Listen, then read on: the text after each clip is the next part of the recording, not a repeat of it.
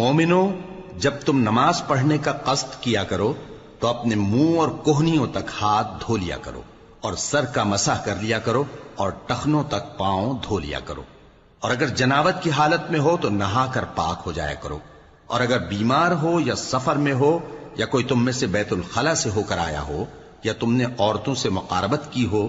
پھر تمہیں پانی نہ مل سکے تو پاک مٹی لو اور اس سے منہ اور ہاتھوں کا مسح یعنی تیمم کر لو۔ اللہ تم پر کسی طرح کی تنگی نہیں کرنا چاہتا، بلکہ یہ چاہتا ہے کہ تمہیں پاک کرے اور اپنی نعمتیں تم پر پوری کرے تاکہ تم شکر کرو۔ اور اللہ نے جو تم پر احسان کیے ہیں ان کو یاد رکھو، اور اس کے عہد کو بھی جس کا تم سے قول لیا تھا، یعنی جب تم نے کہا تھا کہ ہم نے اللہ کا حکم سن لیا اور قبول کیا۔ اور اللہ سے ڈرو، کچھ شک نہیں کہ اللہ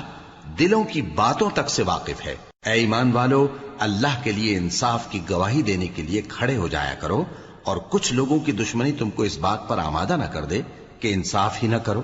انصاف کیا کرو کہ یہی پرہیزگاری کی بات ہے، اور اللہ سے ڈرتے رہو، کچھ شک نہیں کہ اللہ تمہارے سب اعمال سے خبردار ہے۔ جو لوگ ایمان لائے اور نیک کام کرتے رہے ان سے اللہ نے وعدہ فرمایا ہے کہ ان کے لیے بخشش اور اجر عظیم ہے، اور جنہوں نے کفر کیا اور ہماری آیتوں کو جھٹلایا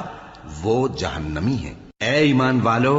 اللہ نے جو تم پر احسان کیا ہے اس کو یاد کرو۔ جب کچھ لوگوں نے ارادہ کیا کہ تم پر دست درازی کریں تو اس نے ان کے ہاتھ تم سے روک دیے، اور اللہ سے ڈرتے رہو، اور مومنوں کو تو اللہ ہی پر بھروسہ رکھنا چاہیے۔ اور اللہ نے بنی اسرائیل سے اقرار لیا تھا، اور ان میں ہم نے 12 سردار مقرر کیے تھے، اور اللہ نے فرمایا کہ میں تمہارے ساتھ ہوں، اگر تم نماز پڑھتے اور زکوٰۃ دیتے رہو گے اور میرے پیغمبروں پر ایمان رکھو گے اور ان کی مدد کرتے رہو گے اور اللہ کو قرض حسن دو گے تو میں تم سے تمہارے گناہ دور کر دوں گا اور تم کو بہشتوں میں داخل کروں گا جن کے نیچے نہریں بہ رہی ہیں۔